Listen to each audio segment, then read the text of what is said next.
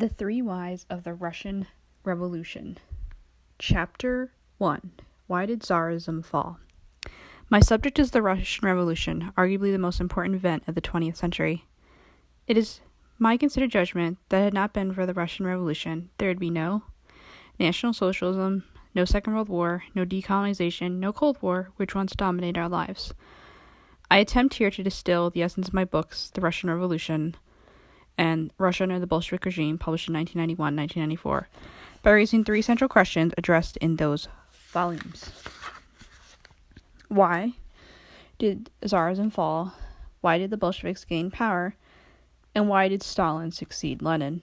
Some aspects of the Russian Revolution are still shrouded in mystery, in good measure, because for some 70-odd years, the authorities in charge of the Soviet archives have closed them to foreigners as well as independent Russian scholars.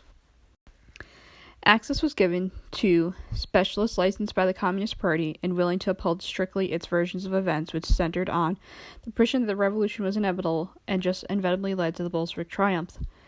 These archival depositories, with some exceptions, have now been thrown open to all interested parties, making it possible for the first time to obtain a politically unbiased picture of events. I have paid several visits to the most important of these archival depositories, previously known as the Central Party Archive of the Marx Engels Lenin Institute, now renamed the Russian Center for Preservation and Study of Documents of Recent History. This archive houses the original papers of all leading figures of what used to be known as the Marxist-Leninist movement and its subsidiaries as the Communist International. Although I did not find any startling revelations, ultimately the intentions of the Soviet regime, as those of any government, are revealed by its actions. Much of the concern of its leaders, mentality, and irritations, previously treated as a state secret, has been illuminated by these newly released documents. The closing of the archives to independent scholarship, however, was not only the reason for much of the prevailing misunderstanding of the Russian Revolution. The principal cause, the fact that the Soviet regime claimed to derive its political legitimacy from history, once treated history as a matter of high political priority. Although paying lip service to the most perfect ideals of democracy, it never subjugated itself to a popular vote. True, it did participate in the elections to Constituent Assembly held in November 1917, but after Lenin's party, then already in power, gained less than a quarter of the votes, Lenin ordered the assembly dissolved. Subsequently, no further elections in any meaningful sense of the word were held in the Soviet state. The communists asserted that they had been chosen by history to accomplish mankind's most monumental transition from a class-based society to a classless one. For this reason, the manner in which modern Russian history was presented and taught to them of much greater importance than it is to societies whose legitimacy rests on popular mandate. All Russian history, but particularly of the modern times, was completely dominated by the party's ideological organs, which tailored the facts and interpretations to suit the current party line. Thus, history was a branch propaganda. Soviet historical literature had little to do with what actually happened, reflecting instead on the establishment wanted people to believe happened. Over time, a thicket of half-truths, quarter-truths, and outright lies grew so dense that the independent historian had to hack its way through as it would a traveler in an unexplored tropical forest. It was no wonder the field of modern Russian history in the Soviet Union attracted few talented people, and none with a broad vision, since it was the exclusive preserve of the Communist Party. Unfortunately, from the 1960s onward, much of this thinking has also permeated Western scholarship, giving rise to so-called revisionist school, whose audience here in the United States, England, and Germany, for diverse intellectual and personal reasons, came of their own free will to echo the interpretation of the Russian Revolution that was mandatory in the Soviet Union.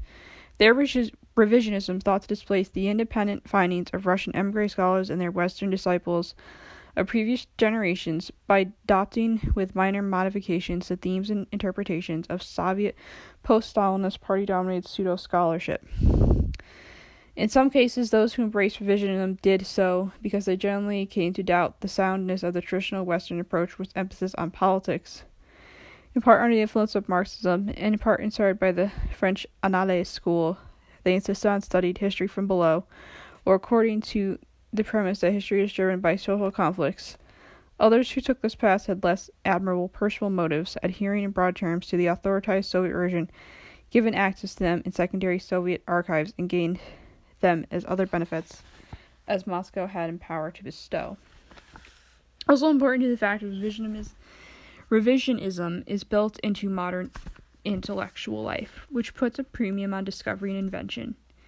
Ambitious young scholars are impelled to take the issue from their elders, for if they merely agree with those who had gone before, how can they make their mark?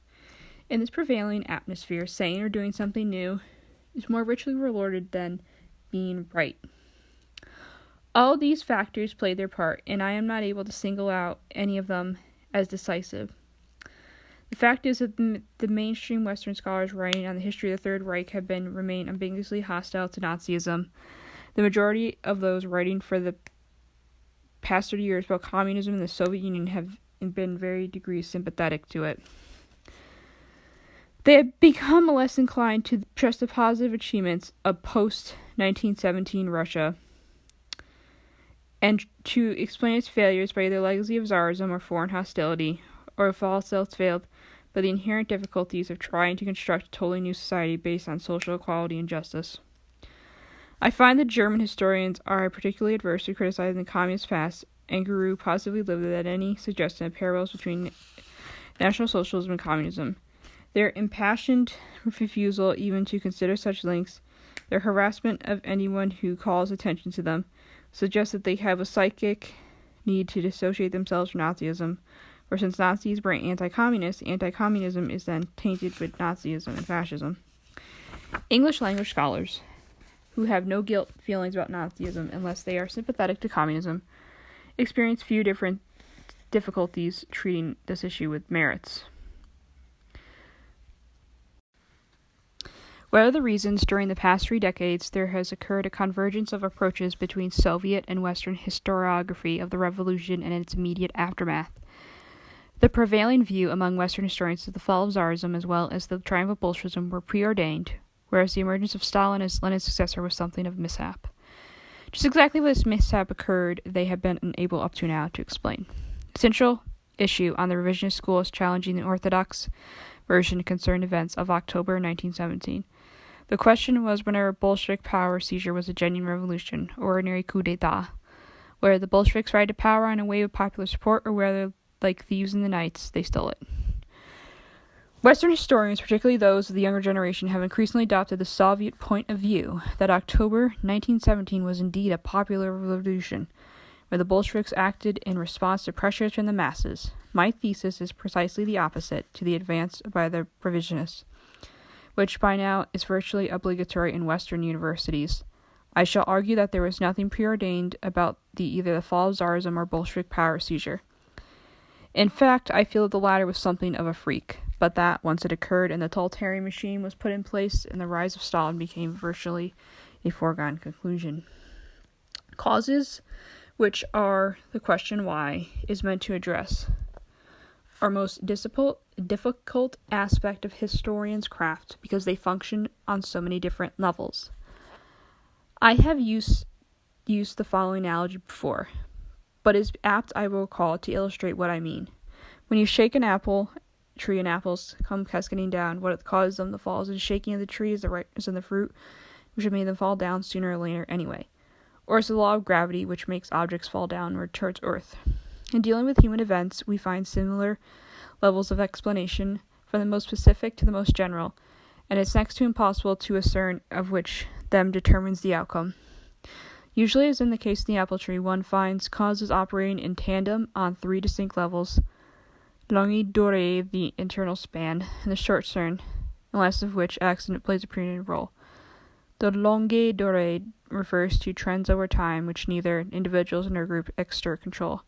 They are processes rather than events, and move glacially on their own. The decline of Rome, to one cite another, was an occurrence that no one could have prevented. Decay was built into the system, and rot progressed slowly until the system collapsed. Then there are modern, medium-term developments which individuals acting alone or groups do to make a difference. Let me cite the illustration: the American Revolution and the constitutional arrangement that issued from it. And finally, there are accidents. On the eve of the Bolshevik coup, on the night of October 24th, 1917, Lenin emerged from one of the hideaways in which he had taken refuge since early July to escape the police who had ordered for his arrest. He made his way to Solmany, the headquarters of the Bolshevik command, with his face bandaged, looking as if he were on the way to a dentist. He was stopped by a mounted patrol, and when asked for identification papers, Lenin pretended to be drunk, so they let him go. Had he been arrested, the Bolshevik coup might have very well never occurred, because he was a principal driving force behind it, and the only person with a plan of action. Similarly, if Fanny Kaplan, the socialist revolutionary terrorist who shot Lenin in August 1918, had not suffered from defective eyesight and aimed her gun just 1 millimeter more to the right of Lenin, he would have been dead, and the Bolshevik regime, already in deep trouble, would have literally fallen apart. My scholarly experience of nearly half a century, reinforced by a 2-year stint in Washington, persuades me that it is entirely futile to seek any explanation for major occurrences. Like a surgeon, this historian has to make skillful use of all instruments if he wishes to uncover the causes of non-specific events. Any one explanation is bound to go wrong. Psychologically, it is natural to assume that whatever has happened had to happen. The perception is often translated by those addicted to it in scientific terms, but in far less a very primitive psychology. It is hard for most people to imagine that events did not have to happen the way they did, because doing so forces them to confront the question, if it could have happened otherwise, why didn't it? The fatalistic attitude holds true of revisionist historians' treatment of the collapse of Tsarism. Historians on the left have been busy arguing that its fall was inevitable, whether or not Russia had been involved in the First World War or not, but this assertion is apparently only in hindsight. It would be good if such historians could predict the future as accurately as they predict the past. For so, not one of the proponents of the historical inability where the fall of Tsarism is concerned had yet been able to foresee the disillusionment of the Soviet Union. If you read the Russian and foreign press before 1917 or memoirs of the time, you could hardly find anyone that expected the downfall of Tsarism. On the contrary, people believed that Tsarism would survive for a long time to come. One of the reasons the Russian radical revolutionaries and even liberals acted with such reckless abandon against the regime weighed their conviction they would do so with impunity because it was virtually indestructible. For had not Tsarism weathered on all onslaughts and all crises emerged from them intact. This was especially true of the revolution of 1905, which at its climate looked as if it would bring the regime down. And yet, within 2 years of having made some political concessions, in the October Manifesto, the regime restored order and was firmly back in the saddle. Suffice to say that it was as late as January 1917, when he was in exile in Switzerland, Lenin predicted that he and his generation would not live to see a revolution in Russia. This he said 7 weeks before Tsarism collapsed. If anyone was in Europe who understood the weakened Tsarist Russia, it was Lenin.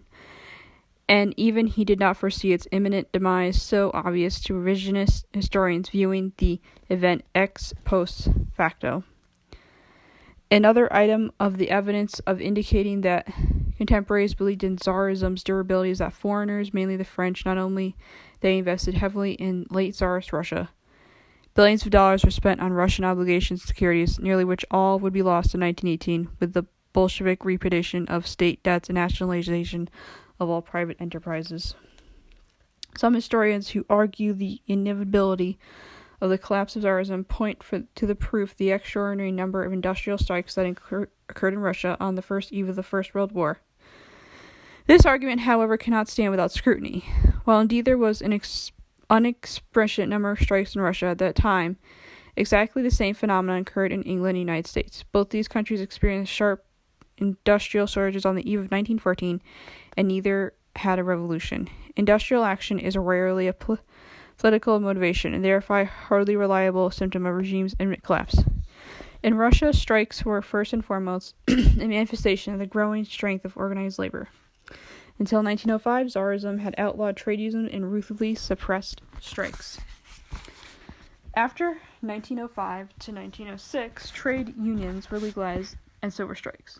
Hence, shortages occurred with increasing vacancies, organized labor striked for better working conditions and wages.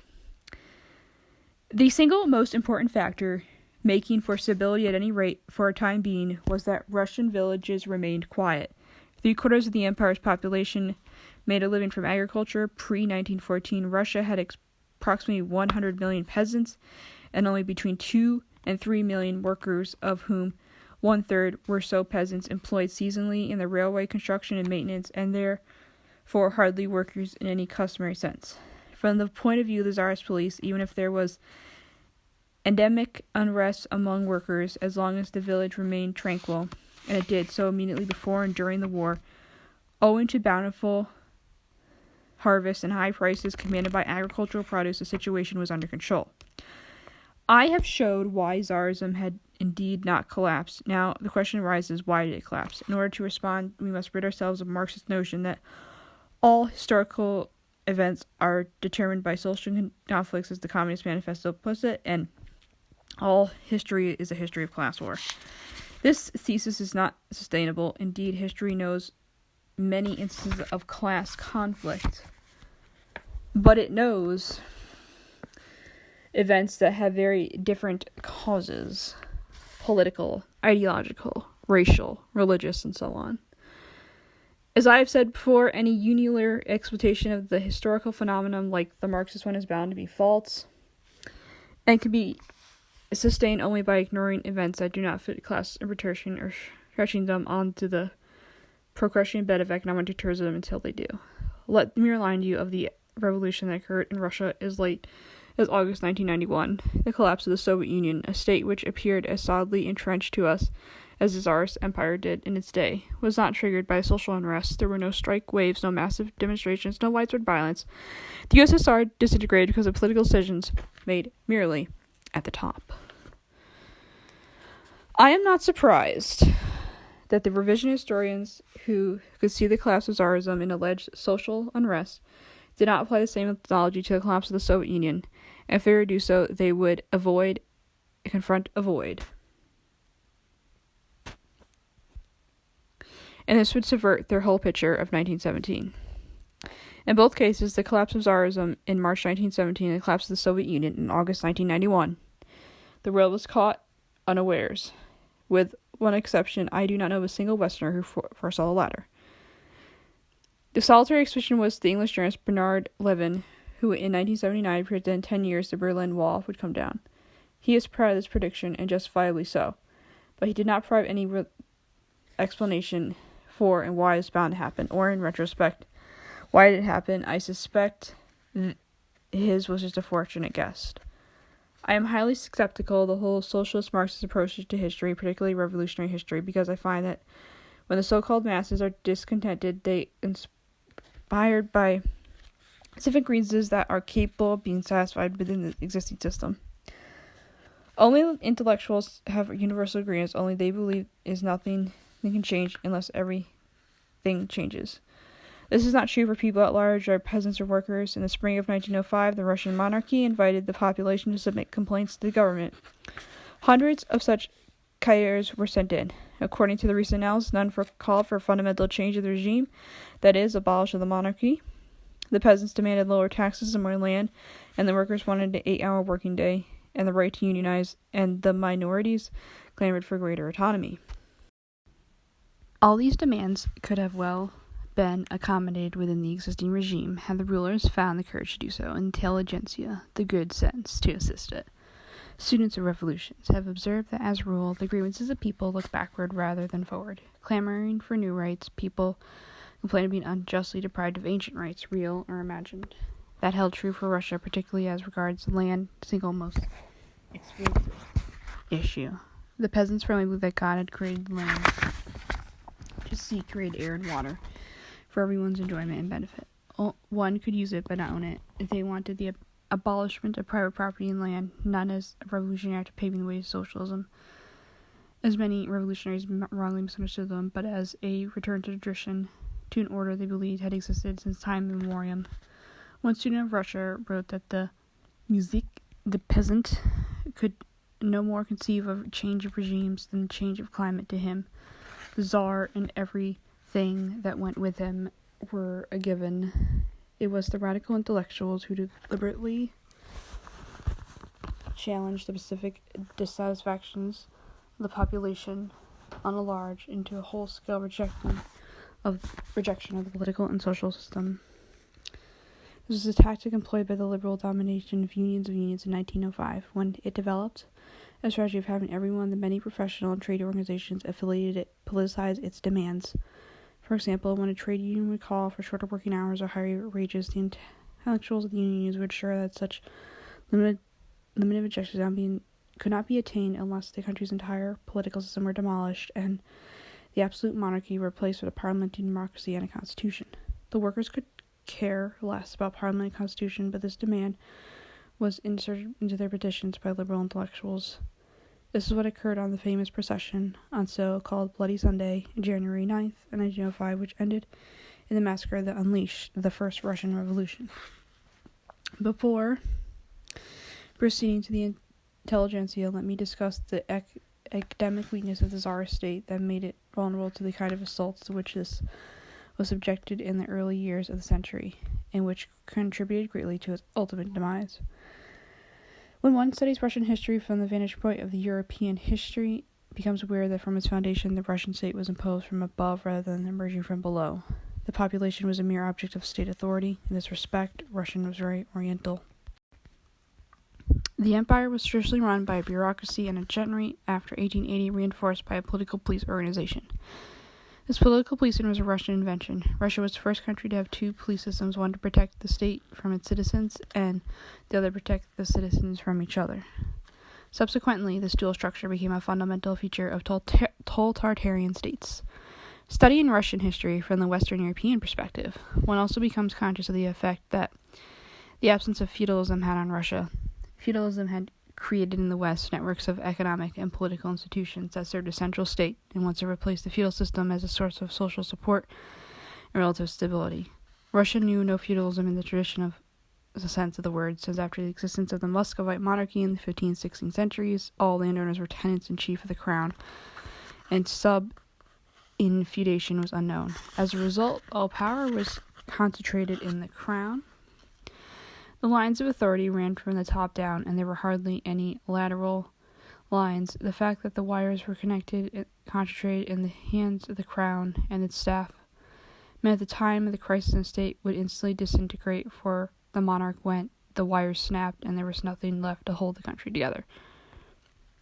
As would happen in 1917 and again in 1991, when the reins of control exclusively by the Politburo and the Central Committee were broken during disagreement within the party's directing organs, Russia fell apart, and so instantly Tsarism had 74 years earlier. To me, as a student of these events, it's striking how quickly Germany got back on her feet politically after the debacle of 1918. The Kaiser fled to Holland, Soviets were sprouting everywhere, and yet within 3 or 4 months, the National Assembly was elected and a democratic government took office. In Russia, this did not occur, for while in German society the force below stepped in to fill a temporary vacuum. In Russia, when there was nothing at the top, there was nothing at the below either. Only another authoritarian regime imposed from above could restore a semblance of order. So around 1900, we have a mechanically rather than organically structured state that denies population a new voice in government, yet at the same time aspires to the status of a world power.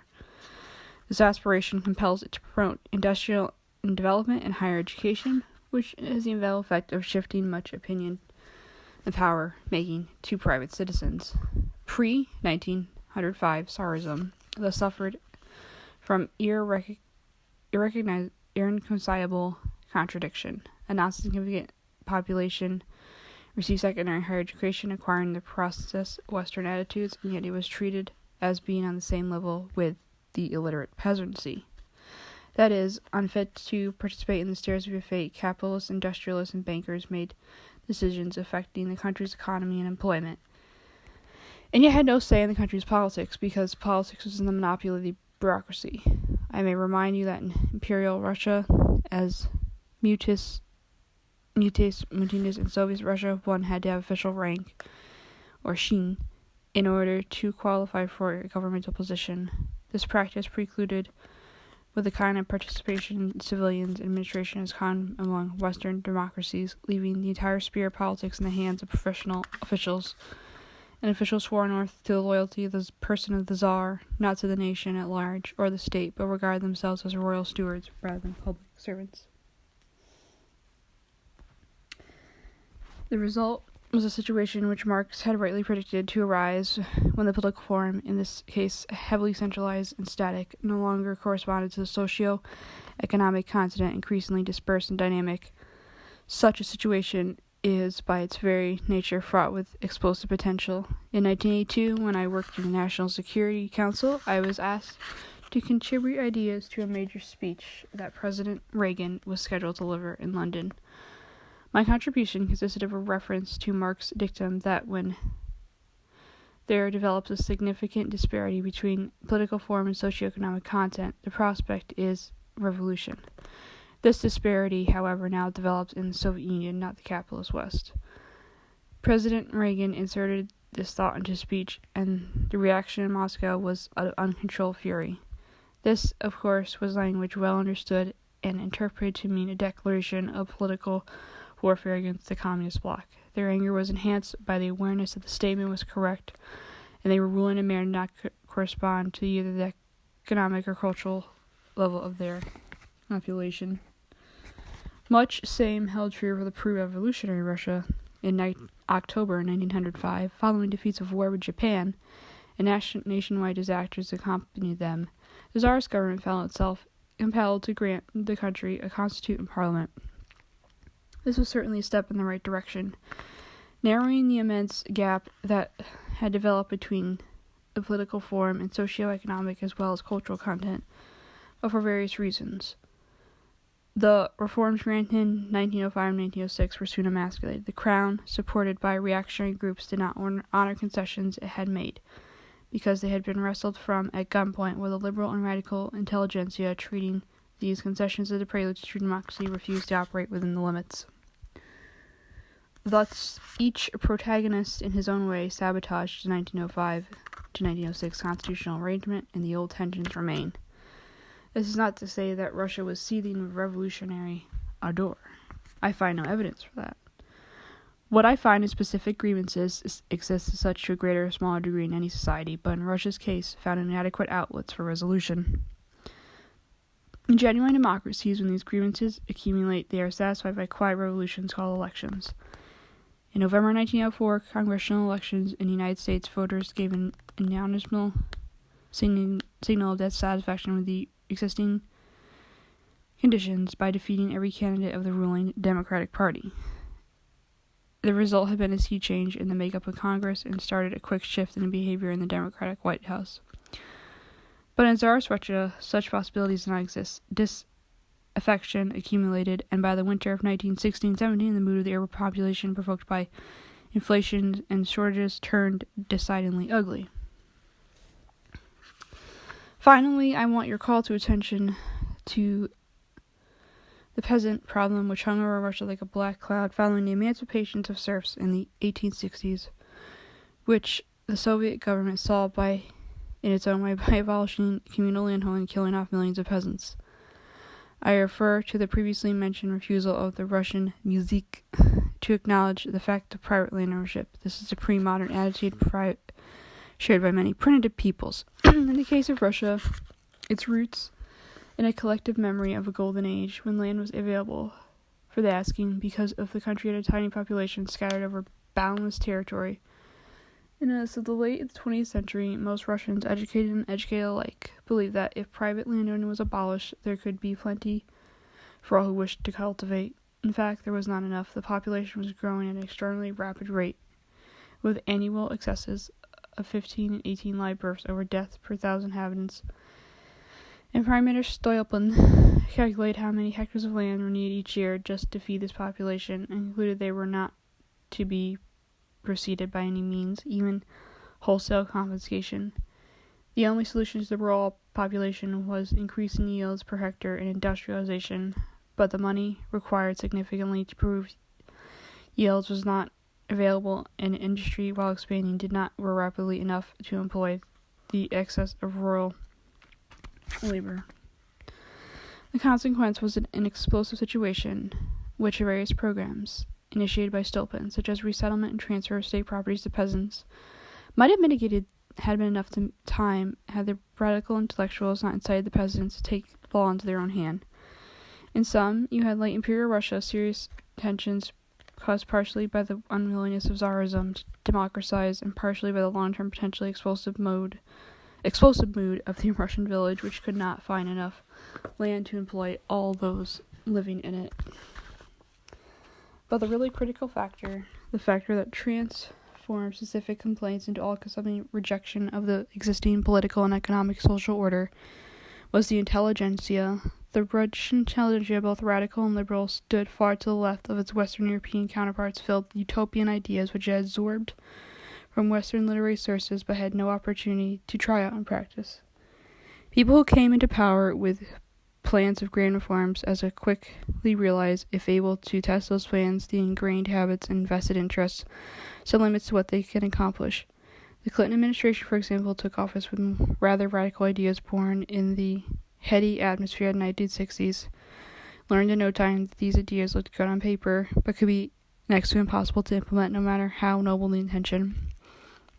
But if ambition would be, reformers lacked the opportunity to learn from experience. They not only adhere to the utopian ideas, but become even more fanatically committed to them, certain that without sufficient determination and force, they should be able to make them work. Russian radicals, in some measure backed by liberals, opposed reforms because they threatened to prevent revolution, their ultimate objective.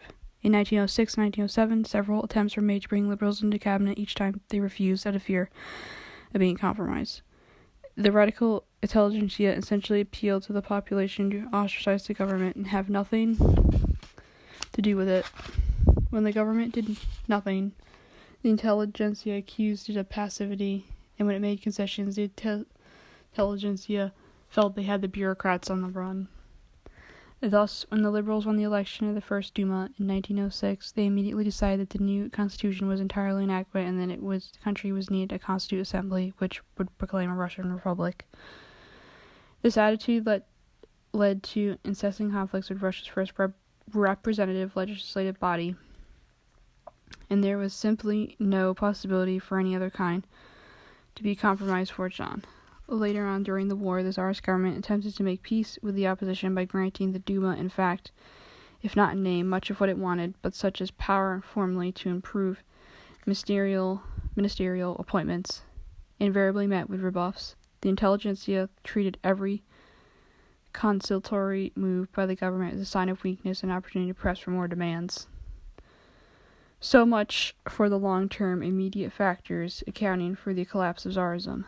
Let me now turn to the short-term ones, for these factors had much to do with the First World War. As we know, war imposed tremendous strains on belligerent countries. While it has been widely expected that the coming world conflict would be in 3 or at most 6 months, it lasted over 4 years. The countries that survived its unprecedented tensions were able to create governments of national unity in which state authority and politicians of all persuasions buried their differences and joined force to work for victory. Such as cooperation was simply not possible in Russia. Their mutual suspicions ran too deep. The government feared that any concessions it made during wartime to politicians among intelligentsia, for example, yielding to the Duma the right to appoint ministers, would affect the war and enable the intellectuals to take over the government and reduce the crown to ceremonial functions. The intellectuals, for their part, saw any victory of the government, whether military or political, as strengthening the monarchy and its officialdom, and thus setting back the prospects of democracy and socialism. The sense of national unity was too weakly developed in Russia for appeals to patriotism to have much effect, except for monetary and mainly in the form of xenophobia. I know of no belligerent country in Europe during the First World War where there was much tension between government and educated society as in Russia, where the two forces that held destiny of the nation in their hands, instead of cooperating, engaged in incessant feuding and such animosity in time of war, especially war of attrition, which was of course fatal. There were people in the Russian government who maintained that the real enemy was not the Germans or the Austrians, but such domestic liberals and radicals, and there were socialist liberals among them, Duma deputy Alexander Kerensky, who had claimed that the real enemy was not the Germans or the Austrians, but the Tsarist bureaucrats. And one reads the irresponsible speeches delivered in the Duma under the protection of parliamentary immunity during 1915 and 1916.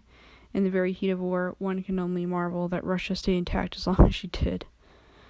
It seems to me that the unrelenting hostility between the government and political opposition was the prime, immediate cause of the regime's collapse.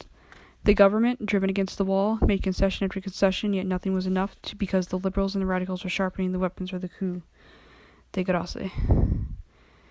Another related factor was the widespread belief in treason in high places. The Russian army suffered a humiliating defeat at the hands of the Germans in 1915, and when it had to abandon Poland, recently conquered Galicia and much of the land along the Baltic coast, all exceptionally rich and populous areas. Russians found it difficult to accept they had been bested in a fair fight by superior force. The loss had to be due to treason, and a misfortune would want. The wife of the Tsar was German, a very patriotic lady, devoted to Russia, but nevertheless widely believed to be a spy who betrayed her to her native land, the military secrets of her acquired homeland, and conspired to sign a separate peace. The suspicions of treason in high places received reinforcement from appointment in late 1916 as a prime minister with a German name, Boris Stromer. We have at our disposal police forces that at the time which summarize letters sent home by frontline soldiers, as well as letters sent to them by their families, which are filled with such rumors. None of the charges leveled at the Tsarina or the prime minister had any substance. In fact, they were an issue of lies concerted by politicians to use tools to embarrass the government. The animosity towards the crown brought into unforeseen alliance of radicals and liberals who hated it on principle, with conservative nationalists who acted out display of the alleged betrayal of Russia to the German enemy. This coalition left the government friendless and defenseless. It was a mistake to attribute to the February Revolution to fatigue of war. This contrary is true. Russia wanted to pursue the war more effectively, and they felt that the existing government was not capable of doing that. The existing political structures were in need of a major overhaul. The removal of disloyal Tsarina and let the Duma appoint ministers, whereupon Russia would really be able to fight and win properly. Fatigue with the war set in only after the unsuccessful June 1917 offensive launched by the provisional government to bolster its prestige and lift national morale. Until then, the Bolsheviks did not openly call for peace because it was a highly unpopular slogan. The Tsar, of course, would have saved the throne if that were his supreme objective. All he had to do was sign a separate peace, exactly as Lenin would do in March 1918. If he concluded that peace with all Germans and Austrians, he would have found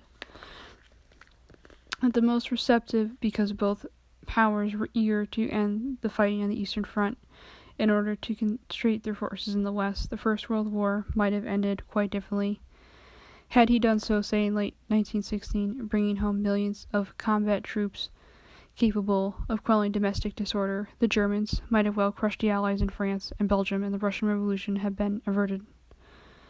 But being a devoted Russian patriot and a loyal ally, he could not contemplate such an action. And he was told by the generals that hostility towards him and his wife had reached a pitch of intensity. For Russia to stay in the war, he had to abdicate. He abdicated. He took this step out of the pure patriotism, having studied in minute detail the massive information regarding the steps leading up to the abdication of Nicholas II. I have not the slightest doubt that he faced no popular pressures to abdicate, and the pressure stemmed exclusively from the ranks of the politicians and generals who thought the crown's removal essential to victory, and the fact that the Tsar's abdication had opposition to that intended tells nothing of its motives in doing so. And I have no illusion that I have cited all these factors responsible for the collapse of Tsarism. There were others which I enumerate quickly. One worthy of mention is the loss of prestige of the Tsarist government due to a series of military and diplomatic humiliation which Russia had suffered since the Crimean War. In the 18th and the first half of the 19th century, Russia marched from victory to victory. Then, unexpectedly, the outbreak of Crimean War, she suffered defeat after defeat. This very negatively affected popular attitudes toward the regime, because it maintained itself essentially by force. If Tsarism was unable to defeat foreign powers, there surely was something wrong with it. The debacle in Poland in 1915, to which I had alluded, was for many Russians the last straw. It proved to them conclusively that Tsarism, at any rate, the reign of Tsar, was incompetent to carry out its supreme mission, which was to expand Russia's territory and defend from foreign enemies. And who knows, perhaps one day we'll learn that from all the archives have been thrown open, the Soviets' reverses in Afghanistan played a similar role into the downfall of the USSR. The breakdown of transport during the First World War contributed to the unhappiness of the population because it seriously hampered delivery of food, fuel to northern cities, where food riots started, and inflation in the cities also played its part. I hope I have conveyed the image of a power that, however dazzling its external glitter, was internally weak and unable to cope effectively with the strains, political, economic, and psychological, which the war brought in its wake. And in my opinion, the political causes of the downfall in 1917, but also in 1991, were political, not economic and social. The difference between then and now is in 1917 you had intellectuals gathered in political parties that had well-formulated programs for drastic change, whereas today there are only politicians issuing power, but without any clear motive about to take the country except backwards.